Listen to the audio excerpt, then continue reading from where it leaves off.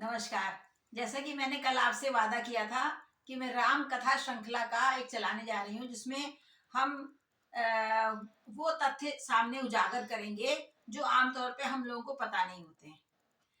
हमने ये देखा है कि हमारे घरों में रामायण पढ़ी जाती है, रामायण सुनी जाती है, रामायण के अखंड पाठ होते हैं, किंतु कुछ चीज़ें ऐसी होती हैं बारीक जो पृष्ठभूमि की हैं, वो भी हमें अवश्य जानना चाहिए। जिसका इतना अधिक हमारे देश में प्रभाव है और इसके अलावा इसको मानने वाले इतने अधिक लोग हैं और पूरे विश्व में इसकी मान्यता आगे से आगे बढ़ती जा रही है, तो हमारा ये कर्तव्य बनता है कि हम उसके मूल की अन्य बातें भी जानें। तो राम कथा का जैसा कि मैंने आपको बताया था, उसका 9 देशों में ये इसको और उससे भी और अधिक देशों में इसको जाना जा रहा है, इसको समझा जा रहा है, इसके प्रति आस्था रखी जा रही है।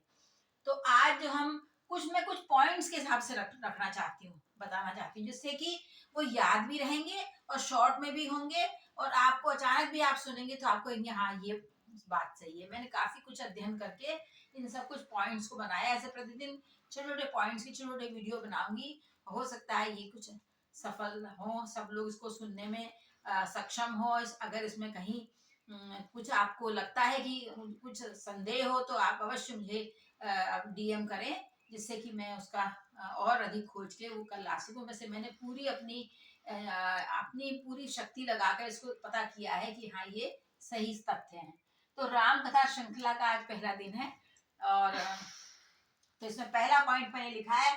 पहला जो राम कथा पर लिखा ग्रंथ है, आमतौर पर वाल्मीकि रामायण को मानते हैं, पर ऐसा नहीं है। दशरथ जातक नाम का एक ग्रंथ है, जिसमें सबसे पहले राम कथा का जिक्र आता है और इसके अलावा ऋग्वेद में राम शब्द का प्रयोग हुआ है। सीता शब्द का प्रयोग भी वैदिक ऋचाओं में मिलता है हमें। और सबसे पहले अगर किसी विदेशी ने, माना जाता है कि बहुत गहराई में इनका अध्ययन किया, जब देखा कि यहाँ इतने लोग इसको मानने वाले हैं और मुख्य रूप से अवधि में लिखी हुई गोस्वामी तुलसीदास की रामायणी घर घर गाई सुनी जाती है, तो बेल्जियम के एक प्रोफेसर थे डॉक्टर कामिल बुल्के, उनकी डिक्शनरी भी आती है जो मेरे पास भी है।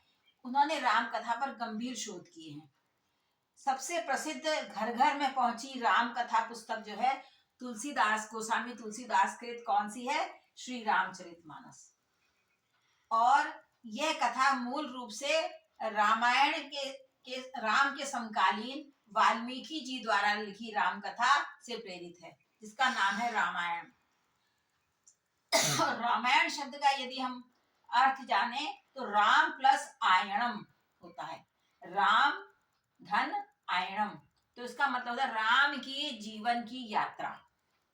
तो इस प्रकार से ये सातों जो पॉइंट है, बिंदु हैं, इन पर आप विचार करिएगा। अभी बहुत से ऐसे बिंदु हैं जो धीरे धीरे मैं हर दिन लाती रहूंगी, जो जितना मेरी ताकत है उसका सब पता लगा कि कहाँ से कौन सी बात सही है, कौन सी अधिक हमें जानना चाहिए, ये मैं प्रयास करूंगी। असल में हम लोग प्रतिदिन रामायण तो मतलब पढ़ते हैं, हमारे बुजुर्ग पढ़ते हैं, किंतु एक मुखो व्यायाम के द्वारा, ये पाप पुण्य के घेरे में होकर, किंतु हमें गहराई में भी उसका अध्ययन करना चाहिए।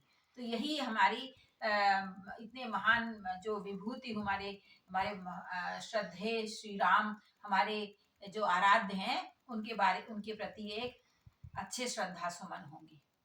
तो इसलिए मैं ये ऐसा कर रही हूँ। अगर आपको इसमें कोई मेरे द्वारा कोई अशुद्धि नजर आए, दिखाई दे, दृष्टिगत हो, अवश्य मुझे बताइएगा और कल मैं दूसरा एपिसोड लेकर आऊंगी।